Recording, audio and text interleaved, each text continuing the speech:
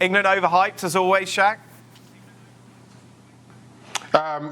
Yes, but listen, I thought England were better today, Sydney, than the scoreline suggests.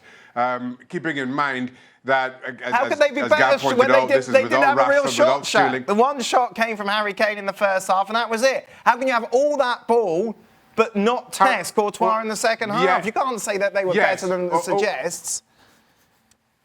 Listen, it's international football. It's not club football where you're going to have 24 shots in a game. Harry Kane had one cleared off the line in the second half. Mount flicked one through to Harry Kane that he had trouble digging out and ended up putting it straight at Courtois. 5 times out of 10, you think that messes in the back of the net with Harry Kane. It's international football. Chances are more limited, and you have to take them. Again, to your initial question, I don't think England are favourites. And yes, they're overhyped in that regard, but they're not anywhere near as bad as you're making them out to be here. And nor do I think they're anywhere as bad as the 2-0 scoreline suggests, is my point.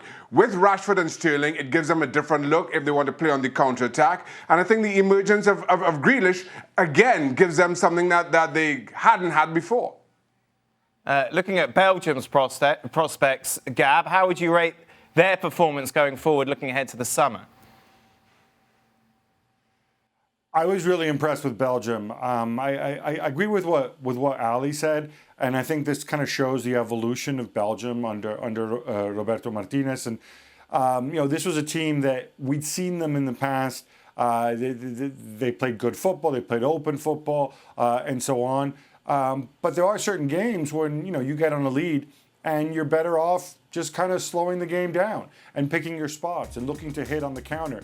I thought they did that very, very effectively. England took a ton of shots in that game. I think it was 14 shots at the end, something like that. But there weren't that many chances created against them. So I thought it was a very mature performance for Belgium. Maybe a function of the fact that a lot of these players are older, but certainly I think more encouraging than some other performances. I think they look good.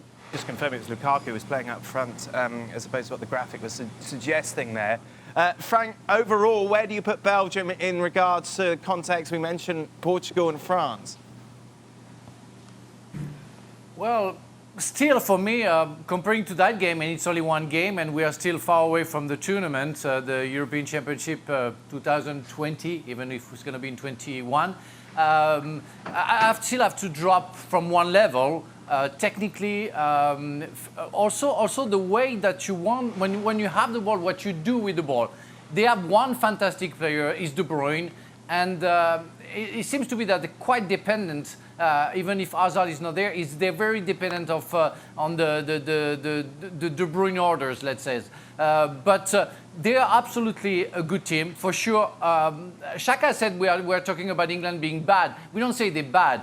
We are comparing to France and Portugal. Don't forget that I talked about Portugal as well, because I think Portugal showed that, for me, they're above of England and Belgium right now. So Belgium have a chance to improve and be a real contender for the European Championship.